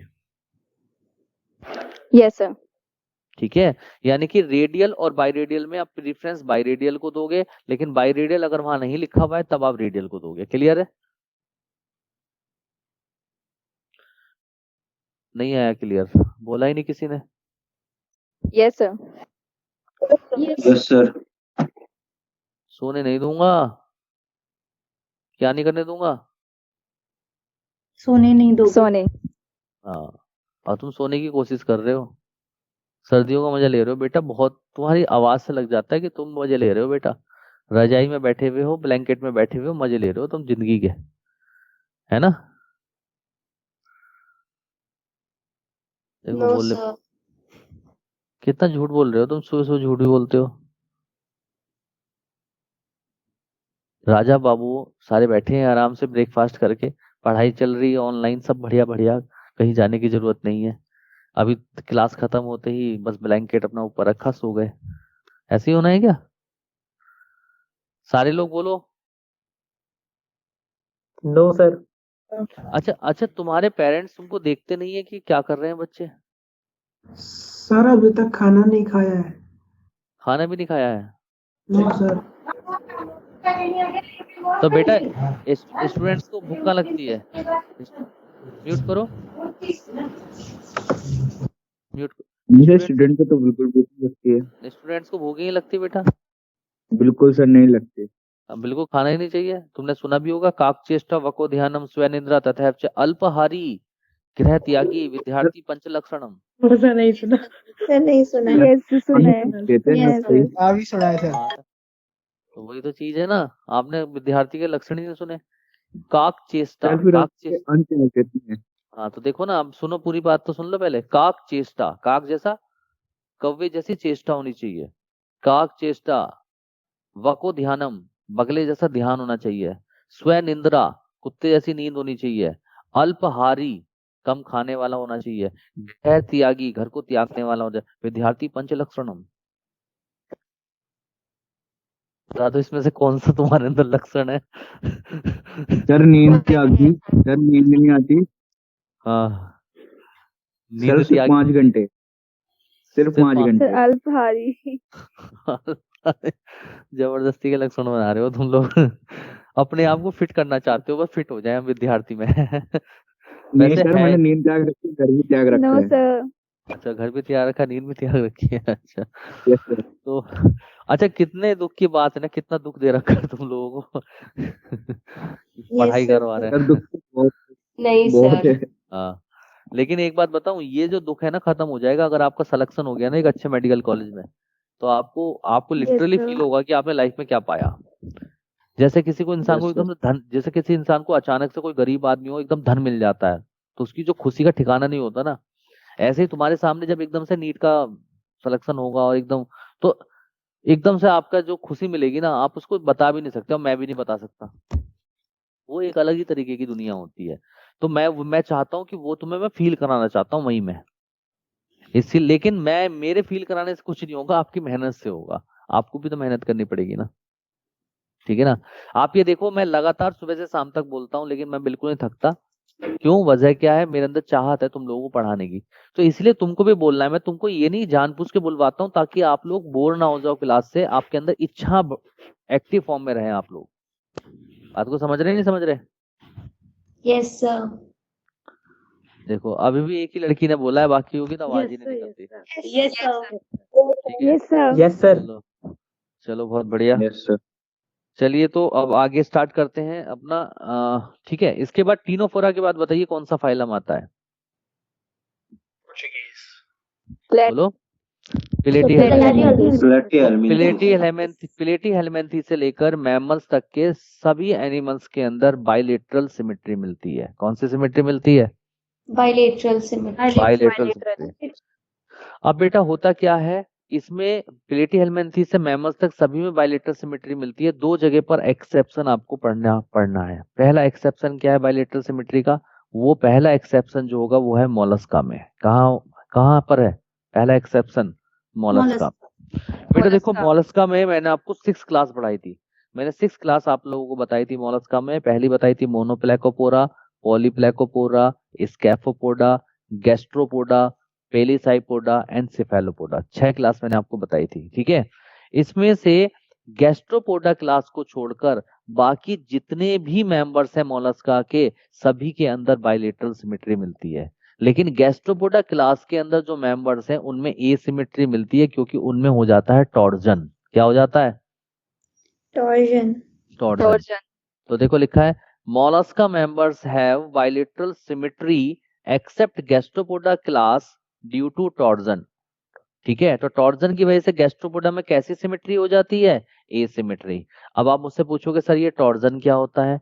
तो टॉर्जन का मतलब ये होता है कि एम्ब्रियोनिक स्टेज में जो एम्ब्रियोनिक मास होता है, जैसे एम्ब्रियोनिक मास का इधर वाला पार्ट है माउथ, इधर वाला पार्ट है एनस।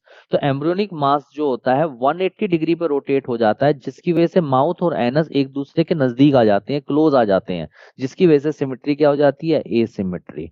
तो इस तरीके से 180 डिग्री की रोटेशन को कहा जाता है टॉर्जन। क्या बोलते हैं? टॉर्जन। तो देखो लिखा हुआ है embryonic mass rotate 180 degree so mouth and anus close together so develop asymmetry. Clear है सब लोगों को? Yes sir. ठीक है। Yes, तो इसका sir. मतलब all members of Mollusca have bilateral symmetry except Gastropoda class. केवल गैस्ट्रोपोडा क्लास के अंदर एसिमेट्री है, बाकी सभी के अंदर बाइलेटरल सिमेट्री है। क्लियर? चलिए अगला है एक्सेप्शन इकाइनोडर्मेटा। बेटा इकाइनोडर्मेटा में 2 स्टेज होती हैं, लार्वल स्टेज और एडल्ट स्टेज। लार्वल स्टेज में बाइलेटरल सिमेट्री मिलती है और एडल्ट में रेडियल सिमेट्री मिलती है। तो इस बात को याद रखना, जब भी आपसे इकाइनोडर्म्स के बारे में पूछें तो आप अगर वहां पे लिखा आता है लार्वल स्टेज में बताओ तो आप टिक लगाओगे बाइलेटरल सिमेट्री पे। अगर वो पूछते हैं एडल्ट में बताओ तो किस पे टिक लगाओगे? रेडियल सिमेट्री पे लगाओगे। और इतनी बात तो आप लोगों को समझ में आ गई, ठीक है। लेकिन अगर वो ये लिखते हैं echinoderms have this type of symmetry, तो तब आप एडल्ट स्टेज वाली सिमेट्री को रखोगे, यानी कि रेडियल सिमेट्री। नहीं बात समझ में? Yes, sir. Yes sir. Clear है? चलिए अगला कॉन्सेप्ट आता है सिलोम। वेरी इंपॉर्टेंट कॉन्सेप्ट है सिलोम, ठीक है। सिलोम के बारे में बता रहा हूं। देखो बेटा हमारी जो एम्ब्रियोनिक स्टेज होती है उस एम्ब्रियोनिक स्टेज में सिलोम बनती है, और सिलोम डिवाइड कर जाती है 3 कैविटी में। प्लूरल कैविटी जिसके अंदर लंग्स रखा हुआ है, पेरिकार्डियल कैविटी जिसमें हार्ट रखा हुआ है, एब्डोमिनल कैविटी जिसमें विसरल ऑर्गन्स रखे हुए हैं। बात समझ में आई नहीं आई? बोलो।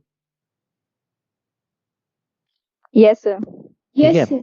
हाँ, तो हमारे अंदर जो मिलती है वो मिलती है यूसिलोम, ठीक है, जो डिवाइड करी 3 पार्ट्स में। फिलहाल अगर हम सिलोम की बात करें तो सिलोम 3 टाइप्स की मिलती है एनिमल्स के अंदर। पहली होती है एसिलोम, स्यूडोसिलोम एंड यूसिलोम। एसिलोम देखने के लिए मिलती है प्लेटीहेल्मिन्थीज में, स्यूडोसिलोम देखने के लिए मिलती है एस्केल्मेंथीज में, और यूसिलोम देखने के लिए मिलती है एस्केल्मेंथीज के बाद कौन सा फाइलम आता है? एनिलिडा। एनिलिडा से लेकर मैमल्स तक में क्या मिलती है? यूसिलोम। यूसिलोम, ठीक है। अब ये एसिलोम है क्या? ए का मतलब अब्सेंट, सिलोम का मतलब कैविटी, यानी कि देखो कभी भी सिलोम बेटा मीजोडम से बनती है। सिलोम हमेशा किससे बनती है? मीजोडम।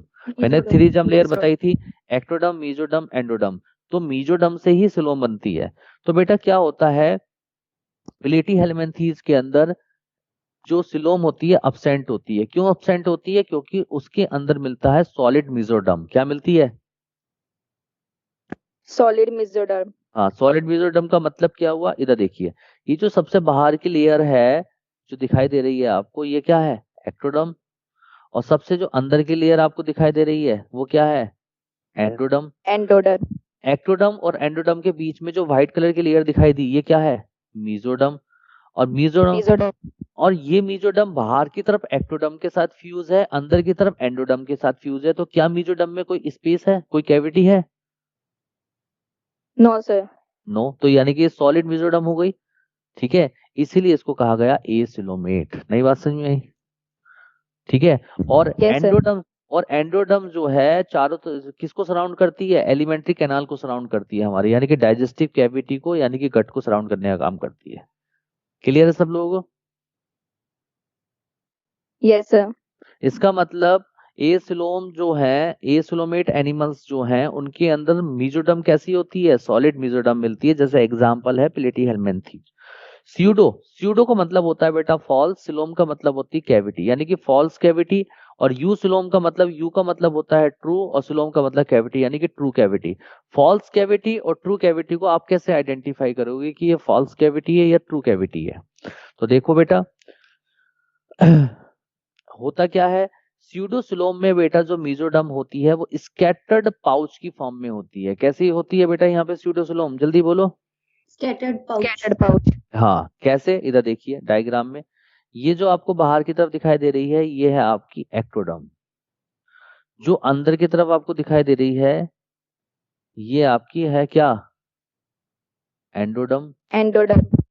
और बीच में जो ये कैविटी बनेगी दिस इज कॉल्ड गट, यानी कि डाइजेस्टिव कैविटी। यही तो था, अरे बोलो।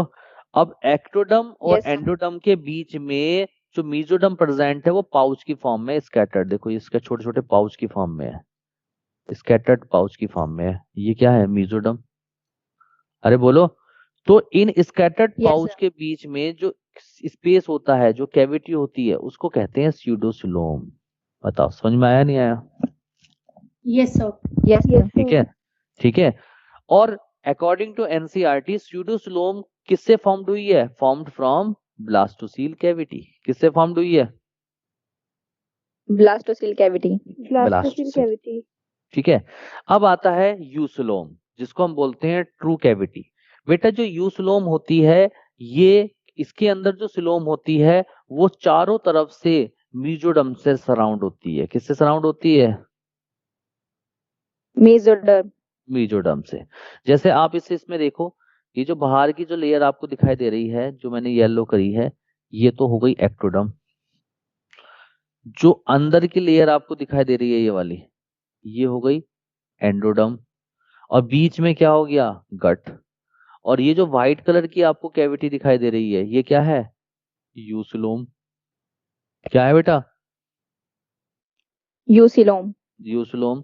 और ये जो यूसिलोम है, ठीक है, ये मैं बना देता हूँ। ये जो यूसिलोम है, देखो ये मैंने कैविटी को भी येलो कर दिया, कैविटी को येलो कर दिया। तो देखो कैविटी के चारों तरफ जो व्हाइट कलर की लेयर आपको दिखाई दे रही है, ये व्हाइट कलर की लेयर, ये कौन सी लेयर है बताओ? Mesoderm. मीजोडर्म। नहीं बात समझ में आई आप लोगों को? अरे बोलो।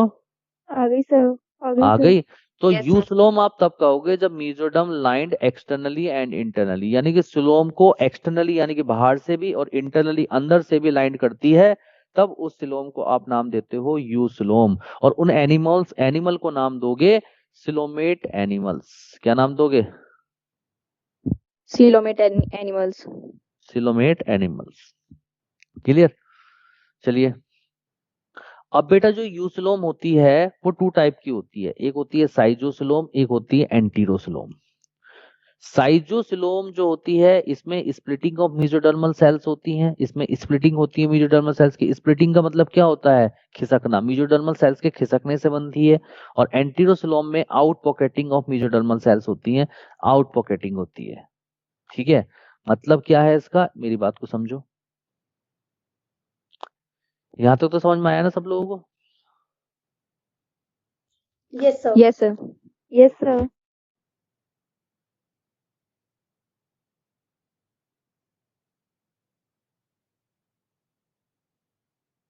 देखो बेटा डटे रहना है आप लोगों को, हार नहीं माननी है एक भी बच्चों को। ऐसा नहीं है कि क्लासेस छोड़ दो। कई बच्चे तो क्लासेस नहीं करते कि ये तो एक्स्ट्रा क्लास है हम नहीं कर रहे। ये सब नहीं करना है, डटे रहना है अपनी जगह पर।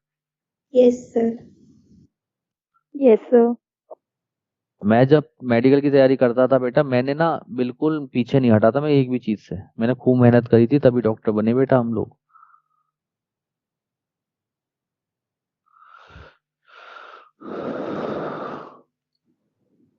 चलिए, तो इस तरीके से बेटा जो यूसलोम है ये टू टाइप की होती है। एक होती है, मैंने आपको बताया था अभी, साइजोसिलोम, शाइजोसिलोम, और दूसरी कौन सी बताई थी मैंने? Entero, entero. एंटेरोसिलोम। तो बेटा साइजोसिलोम में क्या होता है, स्प्लिटिंग हो जाती है। स्प्लिटिंग हो जाती है भाई, बननी तो मीजोडर्म से ही है, तभी तो यूसोलोम कहोगे। तो स्प्लिटिंग इसमें तो स्प्लिटिंग ऑफ मीजोडर्मल सेल्स हो जाएंगी, और इसमें क्या हो जाएगी, out pocketing of mesodermal cells हो जाएंगी। दोनों का मतलब क्या है? देखो दोनों की स्ट्रक्चर तो सेम होगी, साइजोसिलोम एंटेरोसिलोम दोनों ही तो यूसोलोम है। अरे बोलो, तो स्ट्रक्चर तो दोनों की सेम ही रहेगी, लेकिन दोनों का बनने का पैटर्न क्या रहेगा, डिफरेंट। बनने का तरीका डिफरेंट है। इसमें स्प्लिटिंग होती है और इसमें आउट पॉकेटिंग होती है। तो देखो बेटा, जब एम्ब्रियोनिक स्टेज में जब मीजोडर्मल सेल्स होती हैं, जैसे मीजोडर्मल सेल्स है एम्ब्रियोनिक स्टेज में, मीजोडर्मल सेल्स, तो ये मीजोडर्मल सेल्स जो होती हैं एम्ब्रियोनिक स्टेज में क्या कर जाती हैं, स्प्लिट कर जाती हैं। जैसे ये स्प्लिट का मतलब क्या होता है हिंदी में, खिसकना। यानी कि ये सेल इधर खिसक जाएगी, ये सेल इधर खिसक जाएगी, ये सेल इधर खिसक जाएगी, ये सेल इधर खिसक जाएगी, ये सेल इधर खिसक जाएगी। तो यहाँ पे एक स्पेस बन जाएगा, बोलो हाँ या ना? Yes sir. Yes sir. हाँ, उस सिलोम को हम नाम देंगे यहाँ पे साइजोसिलोम, क्योंकि यहाँ पे स्प्लिटिंग हुई। लेकिन ये तभी खिसक सकती है जब यहाँ पे क्या प्रेजेंट हो, स्पेस। क्या प्रेजेंट हो, स्पेस। स्पेस। अगर स्पेस ना होता तो ये सेल कहाँ तो ये फिर खिसक नहीं पाती, तो फिर ये क्या होती, बॉडी से बाहर की तरफ मूव करती इस तरीके से, और आउट पॉकेटिंग कर लेती। तब हम इसे नाम देते हैं एंटीरोसिलोम। नहीं बात समझ में आई? बोलो। Yes sir. आ गई सर। आ गई। जैसे आप एक मान के चलो, जैसे सपोज मैं एक बस स्टैंड पे खड़ा हूँ, ठीक है, और बस स्टैंड पे मैं और मेरा दोस्त खड़े हैं, और मुझे आप लोगों को क्लास पढ़ाने के लिए आना है। काफी देर बाद एक बस आती है, और बस के अंदर पूरी तरीके से बस जो है पैसेंजर से भरी हुई है। मेरे दोस्त ने तो कह दिया भाई मैं नहीं जा सकता इतनी भरी हुई बस के अंदर। तो मैंने कहा भाई मुझे तो जाना है, मुझे बच्चों को पढ़ाना है, तो मैं उस बस के अंदर एंटर कर जाता हूँ। और कैसे तैसे एंटर करने के बाद मैं आंटी से कहता हूँ कि आंटी जी प्लीज थोड़ा सा शिफ्ट हो जाओ। तो आंटी ने थोड़ा सा शिफ्ट हो गई, यानी कि एक सेल को मैंने शिफ्ट कर दिया, यानी कि स्प्लिट कर दिया। फिर मैंने कहा अंकल प्लीज आप भी शिफ्ट हो जाओ, तो अंकल भी थोड़ा सा स्प्लिट कर गए, यानी कि खिसक गए।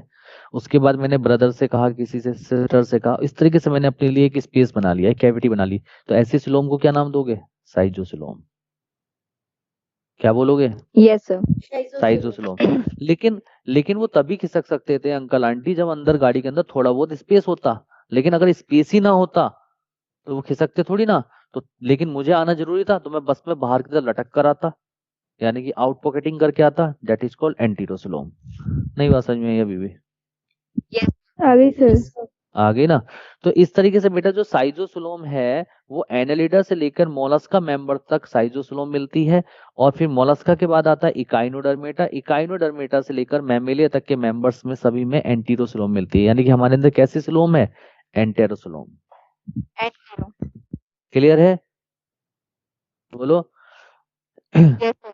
हाँ, अब देखो यहाँ पे एनालिडा के बाद क्या आएगा, आर्थ्रोपोडा। बेटा आर्थ्रोपोडा के अंदर चूंकि open type blood vascular system मिलता है, इसीलिए उसमें साइजोसिलोम को एक स्पेशल नाम दिया गया, हीमोसील। क्या कहा गया, हीमोसिलोम या हीमोसील। क्लियर? चलिए, तो सिलोम का कॉन्सेप्ट क्लियर हो गया सबको? Yes yes sir. सर। चलिए। एक बार हीमोसिल बता दो। है, हीमोसिल बता दो। हीमोसील तो बेटा मैंने बता रखा है आपको, ब्लड वेस्कुलर सिस्टम में बताया तो था, open type blood circulatory system. मैंने आपको बताया नहीं था, कॉकरोच के अंदर ब्लड जो है एक बड़े बड़े वेसल्स में मूव करता है, जिसको हीमोसील कहते हैं, जिसके अंदर हीमोलिम्फ फिल्ड होता है। और हीमोलिम्फ कलरलेस ब्लड है, जिसके अंदर रेस्पिरेटरी पिगमेंट नहीं होता। बताया तो था आपको। Yes okay. ठीक है। चलिए, बॉडी प्लान। तो बेटा बॉडी प्लान तीन तरीके का होता है। एक होता है सेल एग्रीगेट बॉडी प्लान, एक होता है ब्लाइंड सेक बॉडी प्लान, और एक होता है tube within tube body plan. कौन कौन सा होता है? Aggregate body plan, blind sac body plan, tube within tube body plan. ये एग्रीगेट नहीं है, इससे पहले आ जाएगा सेल। सेल यहाँ पे छिप गया है थोड़ा सा। Cell aggregate body, cell aggregate body plan होता क्या है बेटा? देखो, इसमें एग्रीगेट का मतलब क्या होता है? इकट्ठा होना, कलेक्ट होना। तो बेटा क्या होता है, यहाँ पर सारी की सारी सेल्स एक साथ इकट्ठी हो जाती हैं, एक जगह पे आके इकट्ठी हो जाएंगी, यानी कि सेल एग्रीगेट कर जाएंगी। और उसके बाद सभी सेल्स जो हैं बेटा क्या करेंगी? अपने फंक्शंस को डिसाइड कर लेगी। जैसे एक सेल डाइजेशन करेगी, दूसरा रेस्पिरेशन करेगी, इस तरीके से सारी सेल्स अपने अपने जो फंक्शंस को क्या कर लेंगी? डिस्ट्रीब्यूट कर लेंगी, जिसको हम नाम देते हैं डिवीजन ऑफ लेबर। क्या नाम देते हैं? Division of labour. Division of labour. तो बेटा हमारे अंदर जो काम होता है वो ऑर्गन लेवल पे होता है, यानी कि हमारा डिवीजन ऑफ लेबर कैसा है? गुड, अच्छा है, ठीक है।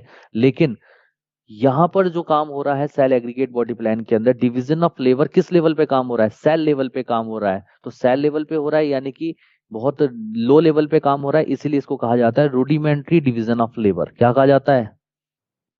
Rudimentary division of labour. ठीक है। तो इसका मतलब, इसकी डेफिनेशन क्या होगी? Cell aggregate to each other, यानी कि सारी सेल्स एक जगह पर इकट्ठी हो जाएंगी with rudimentary division of labour, और उनके बीच में रूडिमेंट्री डिवीजन ऑफ लेबर हो जाएगा, यानी कि फंक्शंस डिसाइड हो जाएगा। क्लियर है सब लोगों को? Yes sir. हाँ। एग्जाम्पल है जैसे पॉरीफेरा। तो बेटा जो पॉरीफेरा होते हैं, पॉरीफेरा के अंदर सेल लेवल पे काम होता है। पॉरीफेरा में टिश्यू और ऑर्गन पे काम नहीं होता, क्योंकि वहां पे सेल लूजली पैक्ड होती है। मैंने आपको बताया था पैराजोआ। Yes sir. ठीक है। ब्लाइंड सेक बॉडी प्लान में क्या होता है कि पूरी बॉडी में सिर्फ एक सिंगल ओपनिंग होती है। पूरी बॉडी के अंदर सिंगल ओपनिंग होती है, जो माउथ का भी काम करती है और एनस का भी काम करती है, यानी कि फूड को इनटेक में भी हेल्प करती है, जिसको बोलते हैं इंजेशन, और फूड अनडाइजेस्टेड फूड के रिमूवल में भी हेल्प करते हैं, जिसको बोलते हैं egestion.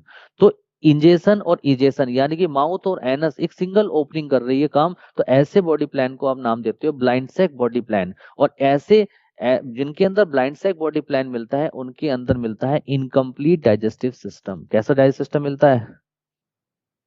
Incomplete. Incomplete digestive system. ठीक है। तो देखो यहाँ लिखा है single opening present which act as a mouth and anus both, यानी कि बॉडी में एक ही ओपनिंग है जो माउथ का भी काम कर रही है और एनस का भी काम कर रही है, यानी कि फूड को इनटेक में भी हेल्प कर रही है, फूड के रिमूवल में भी हेल्प कर रही है। ठीक है। अनडाइजेस्टेड फूड के रिमूवल में भी हेल्प कर रही है। तो ऐसे बॉडी प्लान को आप नाम दोगे ब्लाइंड सेक बॉडी प्लान। और जिन एनिमल्स के अंदर ब्लाइंड सेक बॉडी प्लान होता है, उनके अंदर डाइजेस्टिव सिस्टम कैसा रहता है? जल्दी बताओ। Incomplete digestive system. क्लियर है सबको पॉइंट? यस। बोलो। चलिए, अगला है, इसके एग्जाम्पल क्या है? तो बेटा पॉरीफेरा के बाद कौन सा फाइलम आता है? सिलेंट्रेटा। तो सिलेंट्रेटा से लेकर प्लेटीहेल्मिन्थेस तक के सारे member blind sac body plan है। आप देखो मैं सीक्वेंस कहीं भी नहीं तोड़ रहा हूं, ठीक है। तो सिलेंट्रेटा से लेकर प्लेटीहेल्मिन्थेस के सारे मेंबर्स के अंदर क्या है बेटा? जल्दी बताओ। Blind sac body plan. और बेटा प्लेटीहेल्मिन्थेस के बाद क्या आता है? एस्केल्मेंथीज, यानी कि एस्केल्मेंथीज से लेकर मैमेलिया तक के एनिमल्स में कौन सा बॉडी प्लान होता है? Tube within tube body plan. तो बेटा tube within tube body plan में होता क्या है बेटा? देखो जैसे एसी का मतलब एलिमेंट्री कैनाल। एलिमेंट्री कैनाल के अंदर टू सेपरेट ओपनिंग होती हैं, एक तरफ होता है माउथ और दूसरी तरफ होता है एनस। माउथ का काम होता है इनटेक ऑफ फूड, यानी कि इंजेशन में हेल्प करता है, और एनस का काम होता है रिमूवल ऑफ अनडाइजेस्टेड फूड, यानी कि ये इजेशन में हेल्प करता है। तो जब टू सेपरेट ओपनिंग प्रेजेंट होती हैं, तो ऐसे बॉडी प्लान को आप नाम देते हो tube within tube body plan. और ऐसे डाइजेस्टिव सिस्टम को नाम दे, इनके अंदर कौन सा डाइजेस्टिव सिस्टम मिलेगा? Complete digestive system. नई बात समझ में आप लोगों को? यस बोलो। सर। क्लियर है सबके पॉइंट सारे? अरे यार कुछ तो बोलो भाई, मैं ऐसे बोलते ही नहीं हूँ यार कुछ। Yes sir. Yes sir. Yes, ठीक sir. है। चलिए, इससे आगे का।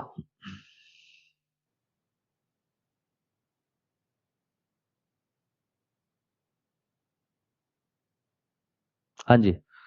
अब बेटा देखो, इसका मतलब two separate opening present for mouth and anus, यानी कि ट्यूब विद इन ट्यूब के अंदर टू सेपरेट ओपनिंग होगी माउथ की और एनस की। ठीक है, अब बेटा tube within tube body plan कहां से कहां तक है, मुझे जल्दी से बताओ। एस्केलमेंथ से मैमल्स तक। एस्केलमेंथी से लेकर मैमल्स तक। अब बेटा जो ट्यूब विद इन ट्यूब है उसको हम टू कैटेगरीज में डिवाइड कर देते हैं, एक तरफ लिखते हैं प्रोटोस्टोम्स और दूसरी तरफ ड्यूटीरोस्टोम्स। बेटा जो प्रोटोस्टोम्स एनिमल्स होते हैं और ड्यूटीरोस्टोम्स, इनको कैसे पहचानेंगे? तो बेटा पहली एक बात सुनो, आप लोगों ने सुना होगा कि जब फर्टिलाइजेशन होता है, 12th का पोर्शन है, तो फर्टिलाइजेशन के बाद बनता है जाइगोट, और जाइगोट में क्लीवेज होते हैं और बनता है मोरुला, मोरुला में फिर क्लीवेज होता है, बनता है ब्लास्टुला, ब्लास्टुला में फिर क्लीवेज होता है, बनता है गैस्ट्रुला, और गैस्ट्रुला स्टेज में बनती है आर्केंट्रॉन कैविटी। कौन सी कैविटी बनती है? आर्केंट्रॉन कैविटी। और ये आर्केंट्रॉन कैविटी है जिससे हमारी हमारी एलिमेंट्री कैनाल का डेवलपमेंट होता है। क्लियर? तो आर्केंट्रॉन कैविटी की ओपनिंग को नाम देते हैं ब्लास्टोपोर। तो ब्लास्टोपोर बताओ गैस्ट्रुला स्टेज में बनेगा, ब्लास्टुला स्टेज में बनेगा? गैस्ट्रुला स्टेज में। गैस्ट्रुला। हाँ, और ब्लास्टोपोर क्या है, किसकी ओपनिंग है? Opening of archenteron cavity. ये आर्केंट्रॉन की कैविटी की ओपनिंग है। ठीक है, बात को समझ रहे हो?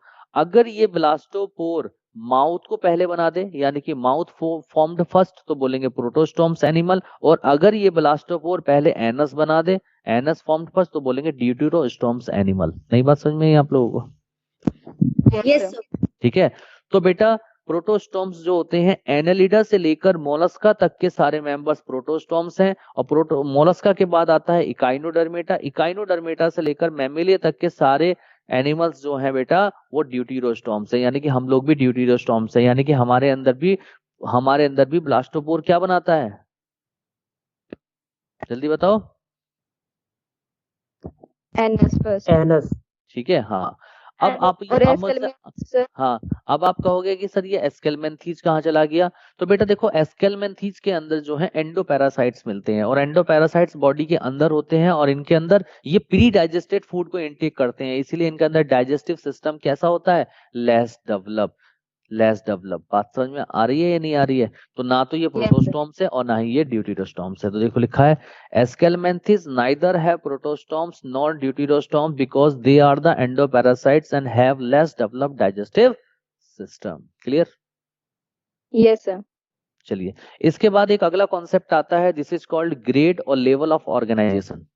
इसको ग्रेड बोलते हैं या लेवल ऑफ ऑर्गेनाइजेशन बोलते हैं। तो बेटा एक बात बताओ, हमारी बॉडी की सबसे स्मॉलेस्ट यूनिट क्या है? सेल। सेल। और सेल आपस में जुड़ के क्या बनाते हैं? टिश्यू। और टिश्यू आपस में जुड़ के क्या बनाते हैं? Tissue organ. organ, tissue organ, पहले टिश्यू ऑर्गन बनते हैं और टिश्यू ऑर्गन के बाद बनते हैं ऑर्गन। Organ system. तो वही चीज है, अगर सेल लेवल पे काम हो बॉडी के अंदर तो बोलेंगे cellular level of organisation, tissue level पे काम हो तो tissue level of organisation, tissue organ level पे काम हो तो tissue organ level of organisation, और ऑर्गन लेवल पे काम हो तो organ system level of organisation. तो सेलुलर लेवल ऑफ ऑर्गेनाइजेशन मिलता है पॉरीफेरा में, टिश्यू लेवल ऑफ ऑर्गेनाइजेशन मिलता है सिलेंटेटा और टीनोफोरा में, टिश्यू ऑर्गन लेवल मिलता है आपका प्लेटीहेल्मिन्थीज में, और ऑर्गन सिस्टम लेवल एस्केलमेंथीज से लेकर कोर्डेटा तक यानी कि मैमिलिया तक मिलता है। नहीं बात समझ में आई आप लोगों को?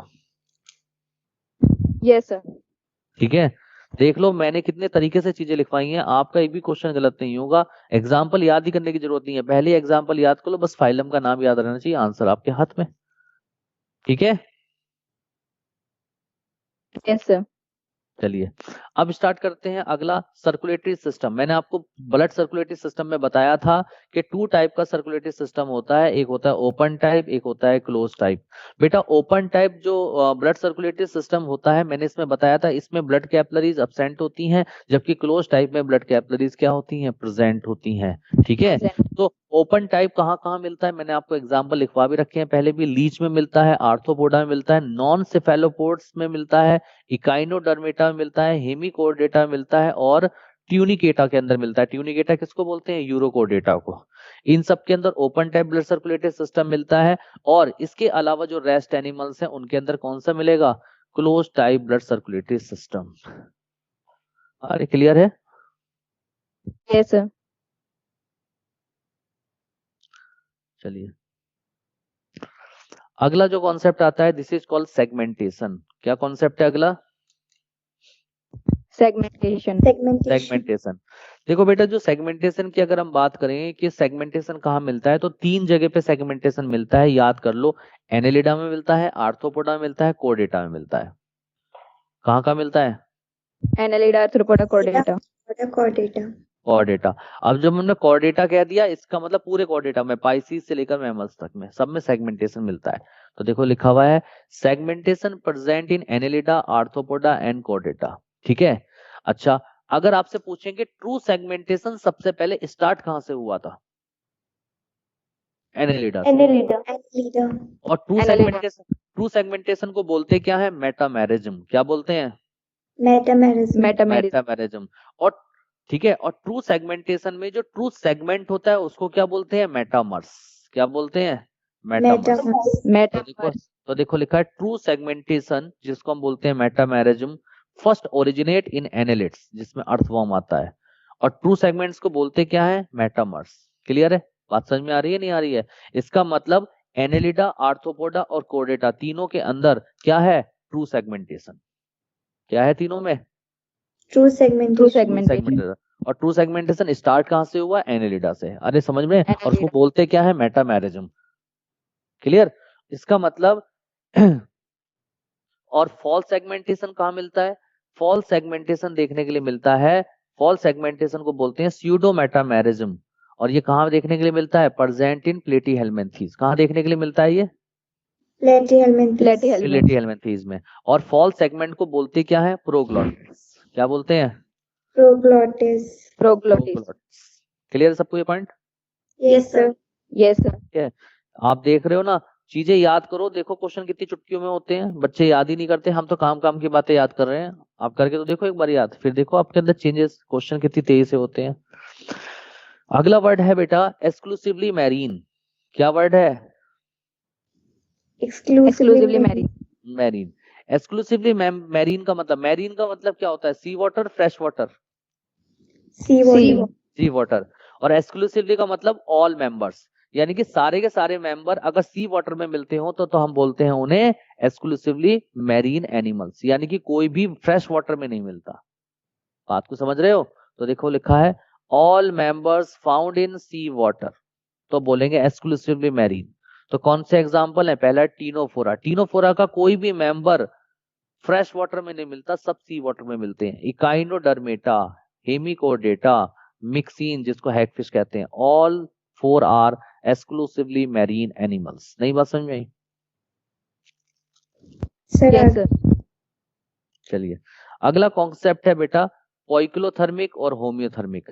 बेटा पोइक्लोथर्मिक के 2 नाम और हैं, एक्टोथर्मिक भी कहते हैं, कोल्ड ब्लडेड एनिमल्स भी कहते हैं। हमें नाम सारे याद करने, कभी कभी नाम बदल देते हैं।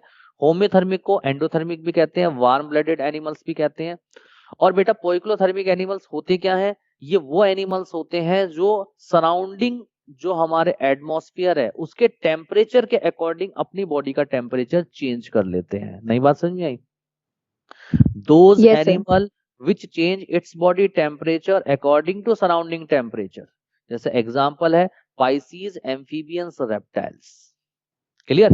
होम्योथर्मिक जो एनिमल्स होते हैं ये अपने टेम्परेचर को चेंज नहीं कर सकते, क्योंकि इनका बॉडी टेम्परेचर क्या होता है? कांस्टेंट होता है। बात समझ में आ रही है? यानी कि animal which have constant body temperature. जैसे एग्जांपल है तो रेप्टाइल्स के बाद क्या आता है? एव्स और मैमल्स। तो हम लोग क्या है? होम्योथर्मिक, यानी कि वार्म ब्लडेड। नई बात समझ में आई आप लोगों को? Yes, sir. Clear. ठीक है। चलिए, अगला है एन एमनियोट और एमनियोट। मैंने बेटा आप लोगों को बताया था कि 4 एक्स्ट्रा एम्ब्रियोनिक मेम्ब्रेन मिलती हैं। एक थी amnion, chorion, allantois, yolk sac. फिलहाल हम बात कर रहे हैं यहाँ पे एमनियोन लेयर की। जिन एनिमल्स के अंदर एमनियोन लेयर प्रेजेंट होती है उनको बोलते हैं एमनियोट, और जिनके अंदर एमनियोन लेयर एब्सेंट होती है उनको बोलते हैं एन एमनियोट।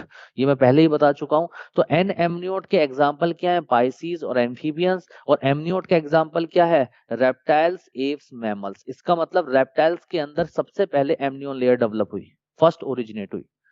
क्लियर है? Yes, Yes, sir. sir. ठीक है। चलिए, Yes, अब sir. अगला कॉन्सेप्ट है स्कल। स्कल बेटा 2 टाइप का था, एक मोनोकोंडाइलिक स्कल होता है, एक डाइकोंडाइलिक स्कल होता है। याद करो मैंने कहा था स्कल के बेस में फोरामेन मैग्नम मिलता था, जिससे स्पाइनल कॉर्ड Yes, निकलती थी। sir. उसके दोनों तरफ ऑक्सीपिटल Yes, कॉन्डाइल sir. थे। अगर Yes, 2 sir. Occipital Yes, condyle sir. Present है तो बोलेंगे डाइकोंडाइलिक स्कल। Dicondylic. और अगर एक ऑक्सीपिटल कॉन्डाइल है तो मोनोकॉन्डाइलिक स्कल। तो मोनोकॉन्डाइलिक स्कल देखने के लिए कहाँ मिलती है? पाइसीज में, रेप्टाइल्स में, एव्स में। और डाइकोंडाइलिक स्कल कहाँ मिलती है? एम्फीबियंस में और मैमल्स में। नई बात समझ में आई आप लोगों को? Yes sir. Yes, sir. अब आप यहाँ देखिए, अब आपको यहाँ पे देखो एग्जाम्पल याद नहीं करने पड़ रहे, सीधा फाइलम का नाम है, सीधा क्लास का नाम है।